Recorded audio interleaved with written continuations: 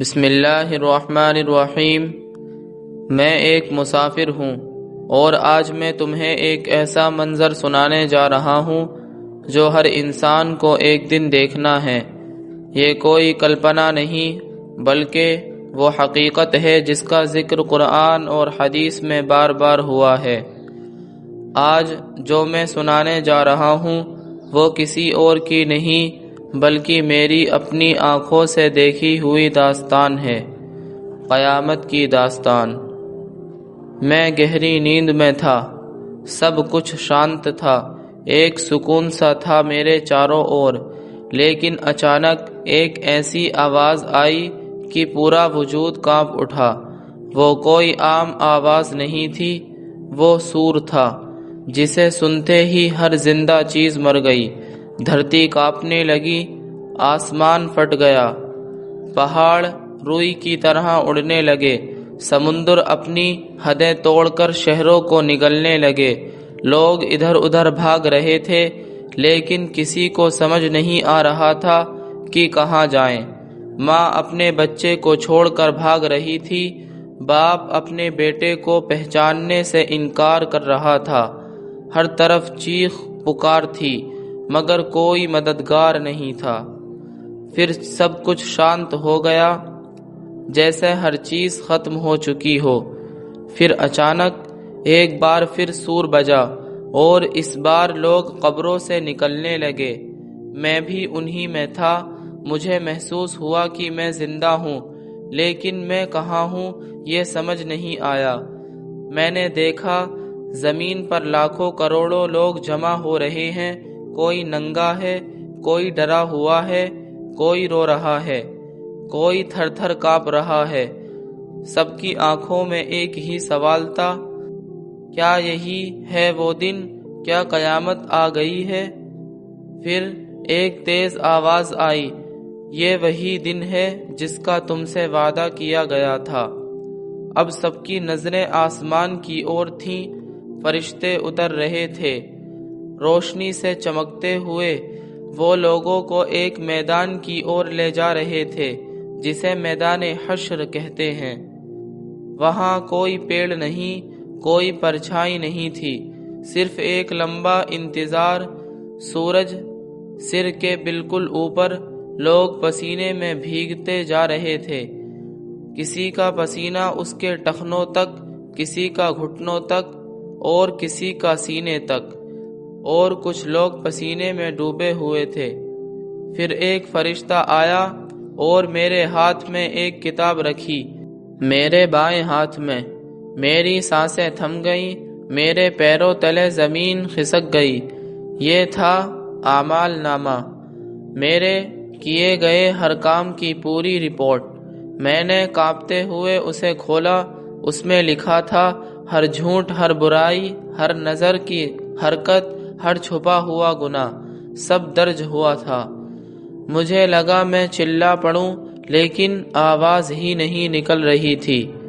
میں نے دیکھا کچھ لوگ اپنے داہنے ہاتھ میں کتابیں لے رہے تھے، ان کے چہرے چمک رہے تھے، وہ کہہ رہے تھے لو پڑھو میری کتاب۔ میں جانتا تھا میرا حساب اچھا ہوگا۔ فرشتے انہیں بدھائیاں دے رہے تھے اور انہیں کہا گیا جاؤ تمہارے لیے جنت کے دروازے کھلے ہیں۔ میں نے پلٹ کر دیکھا، دور سے ایک نور کی روشنی آ رہی تھی، وہ تھے ہمارے پیارے نبی محمد صلی اللہ علیہ وسلم۔ وہ رو رہے تھے، کہہ رہے تھے امتی امتی۔ وہ ہر اس انسان کے لیے دعا کر رہے تھے جس نے ان کی بات مانی تھی، جس نے نماز پڑھی تھی، جس نے سچائی کو اپنایا تھا۔ پھر میں نے ایک اور منظر دیکھا، کچھ لوگ گھسیٹے جا رہے تھے، ان کے چہروں پر کالیخ تھی اور ان کے ہاتھوں میں زنجیریں۔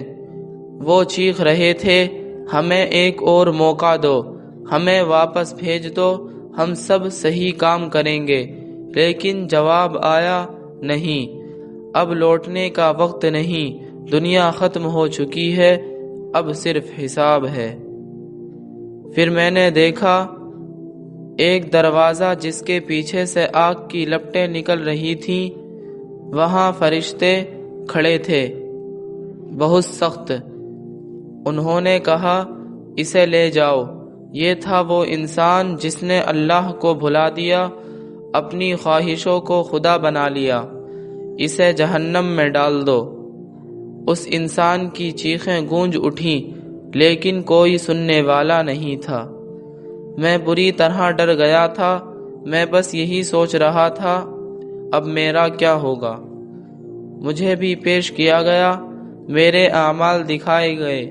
میں نے بہت کچھ غلط کیا تھا، لیکن ایک جگہ ایک روشنی چمکی، ایک جگہ لکھا تھا، اس نے ایک رات رو کر توبہ کی تھی، سچے دل سے معافی مانگی تھی۔ پھر ایک آواز آئی، میری رحمت میرے غضب سے زیادہ ہے، اسے معاف کر دو۔ میں سجدے میں گر پڑا، رونے لگا، اور اچانک میری آنکھ کھلی۔ میں ابھی بھی زندہ تھا، صبح ہو چکی تھی، مسجد سے اذان کی آواز آ رہی تھی۔ میں سمجھ گیا اللہ نے مجھے ایک اور موقع دیا ہے، بدلنے کے لیے، سدھرنے کے لیے، نماز پڑھنے کے لیے، توبہ کرنے کے لیے۔ بھائیوں اور بہنوں، میں اور آپ سب مسافر ہیں، اور ایک دن سب کو لوٹنا ہے۔ وہ دن بہت سخت ہوگا۔ اگر آج ہم نے سچ کا راستہ چنا، نماز پڑھی، برائی چھوڑی، تو وہی دن ہماری جیت کا دن ہوگا۔ لیکن اگر آج ہم سوتے رہے تو کل جاگنے کا موقع نہیں ملے گا۔ ابھی وقت ہے، ابھی بھی دروازے کھلے ہیں۔ یا اللہ، ہمیں اس دن کی شرمندگی سے بچا، ہمارے دلوں کو ہدایت دے، ہمیں نیک بنا دے، ہمیں جنت عطا فرما۔ آخر میں بس اتنا کہوں گا، میں ایک مسافر ہوں، اور تم بھی۔